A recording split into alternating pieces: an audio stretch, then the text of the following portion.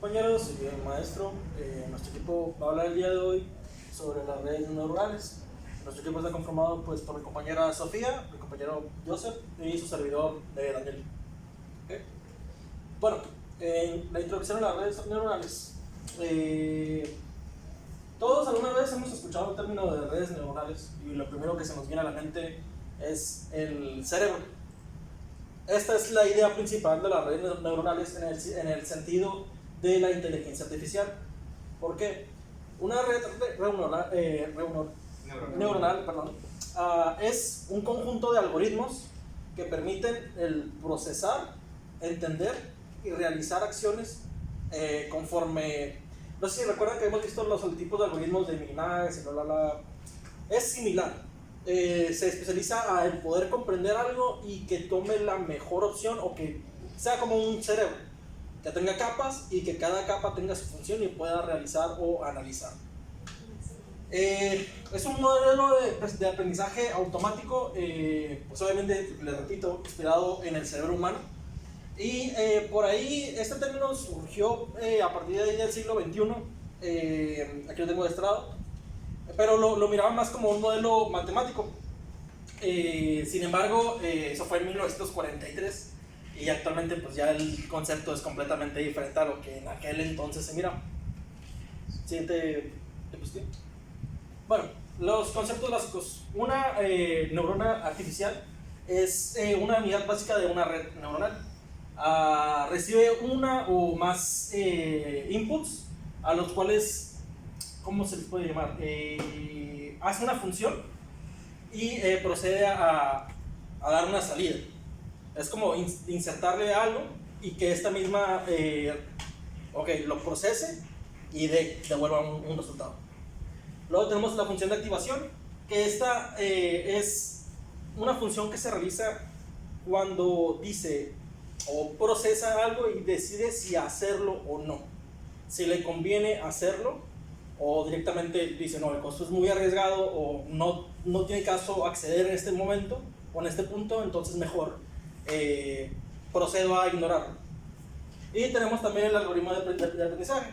Estos tipos de algoritmos es regularmente para que empiece a comprender o empiece a trabajar, empiece a analizar, empiece a pensar en que algo valga la pena o no, o tratar de minimizar los costos de cualquier función que vaya a realizar. Hice por el camino más corto y más rápido. A continuación vamos a ver las clasificaciones. En unas clasificaciones tenemos por el número de capas. En esta clasificación tenemos dos muy importantes, que son las redes neuronales monocapas y las redes neuronales multicapas. En las redes neuronales monocapas, estas se caracterizan por tener una capa de entrada y una de salida que están conectadas por sí mismos. Como dice que finalmente son las más sencillas de hacer, la capa de entrada también podría considerarse una capa, pero como no realiza ningún tipo de cálculo, pues no se tiene en cuenta al momento de hacer la clasificación. En las redes neuronales multicapas tenemos la entrada igual de capa y de salida, pero a su vez en medio de las dos capas tenemos capas externas que están conectadas, pueden estar conectadas entre sí o no estar conectadas entre sí. Aquí tenemos un ejemplo de las redes neuronales monocapas, que las naranjadas vendrán siendo las entradas y las azules las salidas. Y acá en las multicapas tenemos las capas de entrada en color naranja y la capa de salida que vendrá siendo la última de acá. Y como vemos tenemos capas en medio de las dos capas que pueden estar conectadas entre sí o no. Clasificación por los tipos de conexiones. En las conexiones también nos pueden ayudar a clasificar los tipos de redes neuronales o elegir qué tipo de red neuronal nos conviene desarrollar. En esta clasificación tenemos las redes neuronales no recurrentes y las recurrentes. En ese tipo no existe en las redes neuronales no recurrentes no existe una realimentación en ese tipo de redes, por eso no son muy utilizadas. Y en las redes neuronales recurrentes sí existe un tipo de realimentación entre ellas. Como podemos ver aquí, en la red neuronal recurrente tenemos la capa de entrada y la capa de salida, y aquí podemos ver que entre las capas neuronales de intermedio se pueden regresar hacia la capa hacia atrás o entre ellas para hacer una realimentación de los procesos que estén realizando. También tenemos la creación por los grados de conexión. Algo que asimila el funcionamiento del cerebro humano al funcionamiento del software es que tenemos múltiples capas conectadas entre sí. En esta creación tenemos las redes neuronales totalmente conectadas y las redes neuronales parcialmente conectadas. Por las totalmente conectadas, todas las capas de entrada, salida y intermedia están conectadas entre sí, y en las capas parcialmente conectadas, pues como dice, no están totalmente conectadas entre sí, solamente una. En la clasificación por los tipos de arquitectura, podemos clasificar las redes neuronales por el tipo de arquitectura o tecnología por el que están diseñadas. En este tipo nos ayudarán a ser más efectivas para uso concreto. En este tipo tenemos las redes neuronales, las transformers. Este tipo de arquitectura consume muchos recursos y energía. En las redes neuronales recurrentes se emplean bastante para creación de texto o hacer trabajos en secuencias o consecuencias. En las redes neuronales convolucionales realmente se emplean para cómputo visión, para equipo de vigilancia o para conducción autónoma. Tenemos también la creación por los tipos de arquitectura. En esta creación, las redes neuronales por el tipo de arquitectura o tecnología que ayudan a ser más efectivas para usos concretos. Tenemos las redes neuronales adversarias, las redes neuronales siameses y las redes neuronales diferenciables. En las redes neuronales adversarias, en esta se emplea una red para generar el contenido, y con otra red se comprueba su calidad. En comparación con los datos de entrada de entrenamiento, una vez el resultado llega a un mínimo de calidad, se decide el dato final de salida. En las redes neuronales siameses se utilizan para comparar similitudes, ya sea documentos, identificaciones o en reconocimiento facial. Y en las redes neuronales de memorias diferenciales están destinadas a procesos en los que se requieren memoria y espacios de razonamiento. ¿No la que tú querías ver? No, ya se vio la que... Y aquí tenemos la clasificación por los tipos de arquitectura, como lo vimos anteriormente. Podemos clasificar las redes neuronales por el tipo de arquitectura o tecnología que ayudarán a ser más efectivas para uso en concreto. Algunas variantes de redes neuronales que tenemos en el tipo recurrente, existen unas variables que son las LMST, no sé pronunciar, pero Low Short In Memory, y la GRUB, que viene siendo Graded Current Unity, que buscan perfeccionar algunas ventajas de la NRN.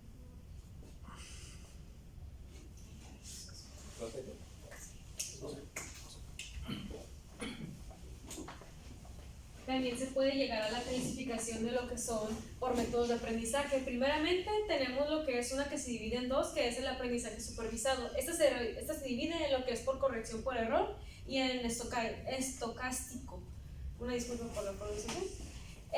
Primero el supervisado, hay un supervisor el cual checa la salida y de no ser correcta, va a andar equilibrando lo que ahora sí son los diferentes pesos de las conexiones. En este caso podría ser dentro de las capas, para ahora sí tener el resultado que necesitaría.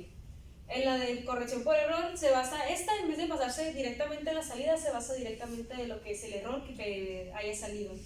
Y lo que es del estocástico, pues es completamente aleatorio. En puede cambiar los pesos, puede cambiar las capas, puede cambiar la salida, y con el fin de que pues ahora sí llegara a un resultado esperado. Aquí ya siguiendo ahora sí con lo que fue lo del aprendizaje supervisado. Ahora tenemos el aprendizaje no supervisado y lo que es el aprendizaje por esfuerzo. El aprendizaje no supervisado, en diferencia al supervisado, es tal cual pues lo que hay. Lo que hay, nomás se desconoce completamente todo y nomás se basa en lo que son los datos que ya tiene por dado, que son las características, lo que son los datos volátiles, e incluso lo que es categorías de parámetros. Esto no es ya así como que ya planeado, esto ya es completamente aleatorio. Y por parte de lo del aprendizaje por esfuerzo, se considera el aprendizaje más lento.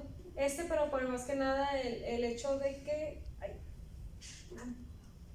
Una disculpa.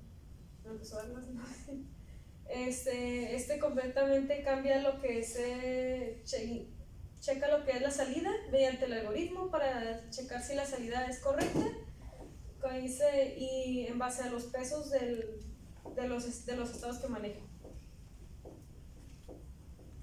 Y vamos a pasar a lo que es los desarrollos actuales. Actualmente, pues estos dos van de la mano. Tenemos lo que es el reconocimiento facial, por lo que analiza lo que son los patrones de la cara para tenerlos guardados, y esto ir de la mano con lo que son los filtros y efectos en redes sociales. Cuando estamos abriendo nuestro teléfono, pongamos en el Messenger, Instagram, TikTok, y que tienen el filtro del perrito, que de que en qué año te vas a morir, y te ponen así la cara y ya te ponen viejito o algo así. Más que nada detecta los patrones del rostro con los datos guardados para ahora sí tener una asociación para reconocer el patrón, para detectar si es una cara o no. En este caso pues ha sido incluso mejorado para detectar si son las caras de los mascotas, porque ya en Snapchat incluso se tiene lo que son filtros para si pones a tu gato o a tu perro te agarra el filtro. Incluso, y ahora también para las redes neuronales tenemos un ejemplo pues que muy sencillo, ¿no? Que lo había mencionado de hecho el equipo anterior, que son las asistentes virtuales, y en este más que nada porque es una completamente red neuronal en base a lo que son las distintas situaciones en las que se podría encontrar la asistencia virtual, tomando en base a lo que son preguntas, búsquedas y procesando en base a lo que es el lenguaje natural. Las aplicaciones que se tienen hoy en día, como mencioné anteriormente, son los reconocimientos de patrones, procesamiento del lenguaje natural, visión por computadora y predicción y toma de decisiones. Esto más que nada se basa en los patrones ya dados anteriormente, por lo que el reconocimiento de patrones, pues eso básicamente agarra un conjunto de datos y empieza a detectar patrones. Aquí una de las aplicaciones que se puede dar es en las bases de datos. En las bases de datos, para reconocer si hay un ingreso que es inusual, checa si hay un patrón de transacciones o de entradas que no se haya dado anteriormente, y con eso puede detectar si hay un usuario o hay una falla de software que esté alterando la base de datos. Mediante lo que es el procesamiento del lenguaje natural, pueden analizar diferentes. Un ejemplo aquí sería lo que es el análisis de diferentes idiomas para traducción. Aquí puede analizar cualquier lenguaje, analiza lo que son las oraciones, y luego para tener en cuenta como el patrón del lenguaje para poder traducirlo. Un ejemplo de esto actualmente es el traductor DeepL. En visión por computadora, en esta pues para que si tú pones, actualmente Google tiene lo que es un lente, que si tú acercas a un objeto te lo detecta e incluso te pone donde puedes comparar un objeto parecido o el mismo objeto.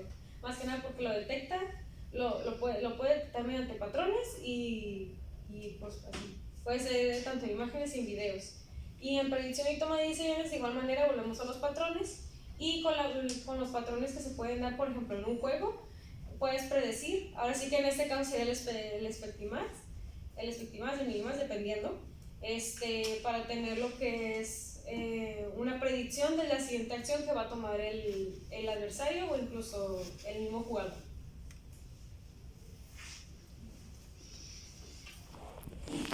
Bueno, continúo yo.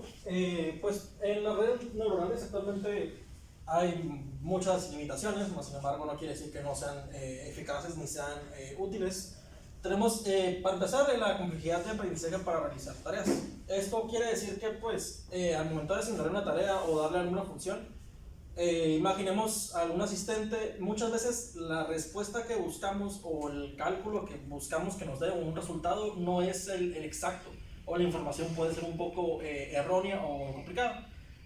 No sé si les ha pasado también que muchas veces, imaginemos, estamos usando el Google Maps, etc. Esto también funciona a través de tipos de redes en las cuales va marcando tu destino y te dice, ok, aquí hay mucho tráfico, te voy a dar esta dirección, pero muchas veces nos manda por una dirección que o bien no es la más correcta porque al final no está a donde quieres marcar, o te manda y te da una vuelta hasta otras partes. Esto quiere decir que sí, hay muchas limitaciones, todavía no es perfecta, pero es útil. Otra de las limitaciones pues, es el tiempo de aprendizaje. Esto tarda demasiado para que tú puedas darle a una red neuronal una tarea o empiece a comprenderla. Tiene que estar analizando muchísimo la información, enseñándole en qué circunstancias, dándole a que aprenda, básicamente, a que esté siempre aprendiendo, porque si no va a dejar de ser útil para lo que estamos buscando. Pues más que nada también la cantidad, como lo decía anteriormente, el tiempo de aprendizaje es elevado, también la cantidad de datos que necesita una red neuronal para que pueda manejarse por sí sola es extremadamente alto. Los datos que tienes que darle son incansables para que pueda entender o pueda arrojarte resultados precisos y correctos en el menor tiempo posible. Los puntos claves. Principalmente tenemos los puntos claves, como les decía, la red neuronal está basada pues en la función del cerebro humano, en las conexiones, en las capas que tenemos, en la forma en la que nos manejamos, en cómo procesamos, cómo aprendemos y cómo miramos las cosas alrededor. La estructura en capas. El cerebro también, como bien se dice, está hecho en capas. Tenemos varias capas de las cuales tenemos las funciones sensoriales, visión, bla, bla, bla, bla, bla. Y es la forma en la que está estructurada nuestra mente y es la que se trata de asimilar o se trata de hacer en una red neuronal. Aprendizaje supervisado. Eso quiere decir que hay que siempre ver cómo funciona la red, cómo se maneja el tiempo que transcurre en ejecutar o qué distancias o qué puntos o qué tanto tarda en darte un resultado que sea correcto y preciso en el menor tiempo posible. Que esto lo vemos en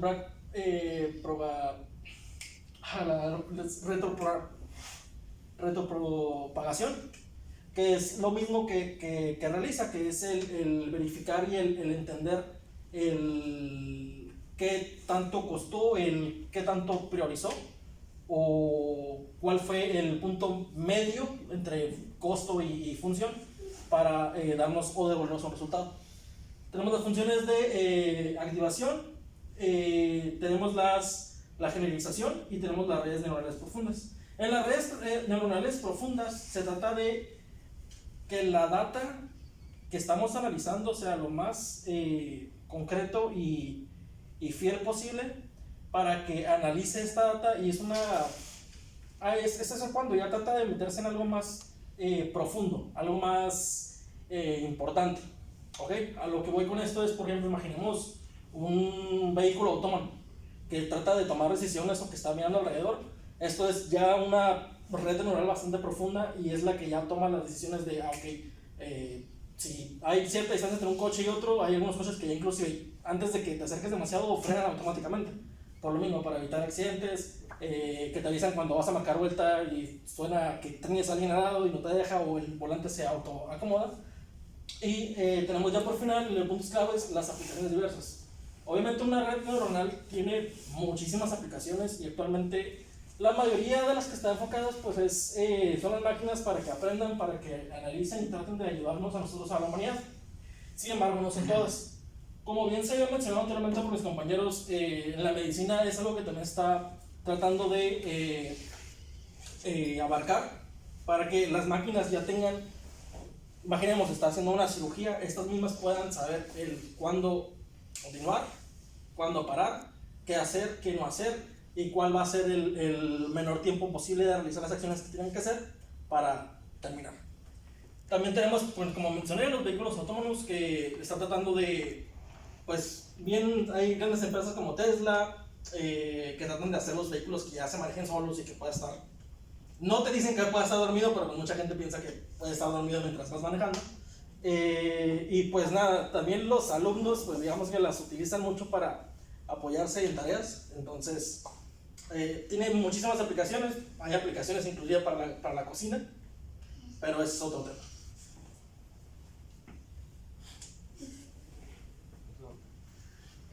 Algoritmos de entrenamiento. En los conceptos básicos de algoritmos de entrenamiento tenemos las funciones de costos o las pérdidas.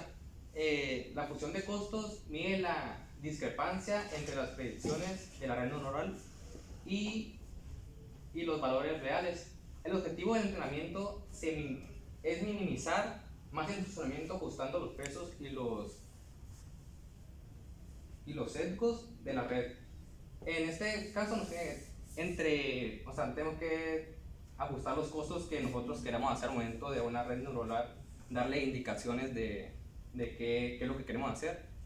Como lo habíamos mencionado hace rato, en el tipo de supervisación nos viene bien porque les damos indicaciones a nuestra red neuronal y a la base de las salidas nosotros nos realimentamos para ver si nuestra salida, para clasificar las entradas y las salidas que le demos y así corregir errores.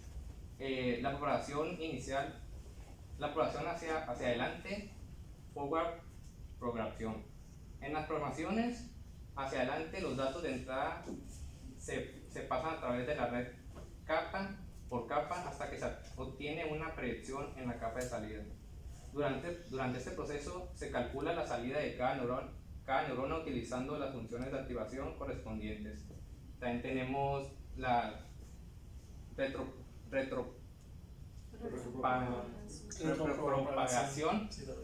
La retropropagación es un algoritmo para ajustar los pasos de red neuronal, calcular el gradiente de la función de costos respecto a cada peso utilizado, la regla de la cadena y propaga estos gradientes hacia atrás a través de la red.